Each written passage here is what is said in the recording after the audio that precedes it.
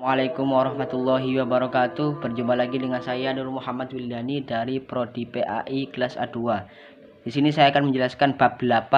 Bab 8 menerangkan tentang sumber ajaran Islam.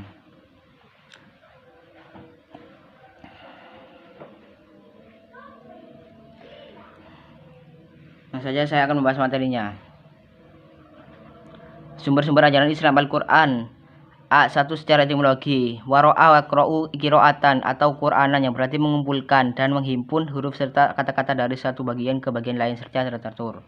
2. Secara terminologis, Al-Qur'an adalah kitab suci yang isinya mengandung firman Allah turunnya serta secara bertahap melalui malaikat Jibril.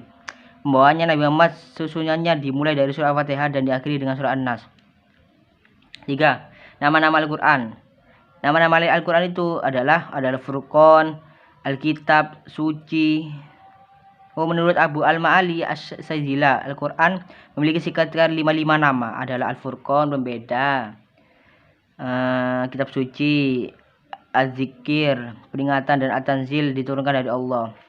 Sifat-sifat langsung. 4. Isi dan pesan Al-Quran, yaitu A. Prinsip keimanan kepada Allah, malaikat, kitab, rasul, hari akhir, qadar dan sebagainya. B. Prinsip syariat tentang ibadah khas dan ibadah yang umum. C. Masalah janji dan ancaman. D. Jalan menuju kebahagiaan dunia akhirat. E. Riwayat dan cerita. F. Ilmu pengetahuan mengenai ilmu ketuhanan dan agama, hal-hal yang menyangkut manusia, masyarakat, dan yang berhubungan dengan Islam. 5. Fungsi Al-Quran. Ada 5. A. Bukti kerasulan Nabi Muhammad SAW dan kebenaran ajarannya. B. Petunjuk Al-Huda. C. Pemisah Al-Furqan. D. Obat Asyifa. E. Nasihat. A6. Bukti-bukti autentisitas Al-Quran.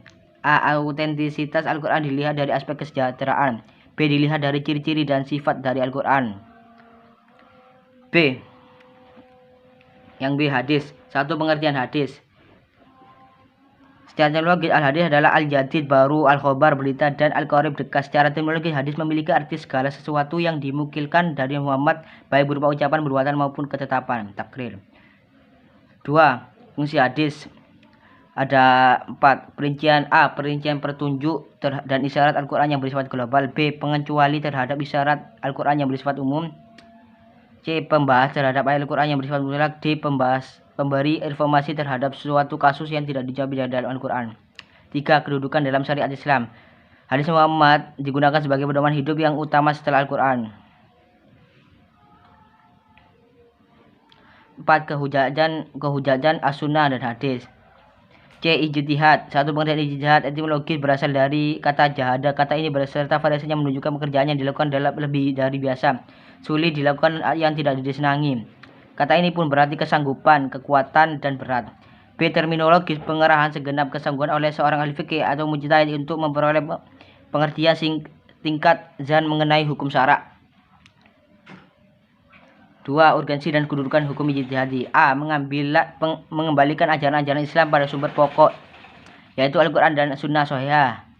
B. Menghidupkan kembali bagian-bagian dari nilai dan semangat ajaran Islam agar menjawab dan menghadapi tantangan zaman sehingga Islam mampu sebagai furqan, hudan, dan rahmatan lil alamin.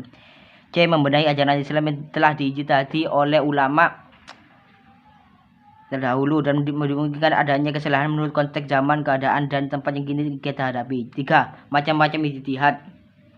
Macam-macam ijtihad apabila dilihat dari segi metodenya dapat dibedakan menjadi 3 macam atau bentuk berikut. A. Qiyas. B. Istihsan. C. Maslahat. Macam-macam ijtihad apabila dilihat dari teknis pelaksanaannya dapat dibagi pada 2 macam berikut. A. Ijtihad fardi. B. Ijtihad jama'i. Terima kasih.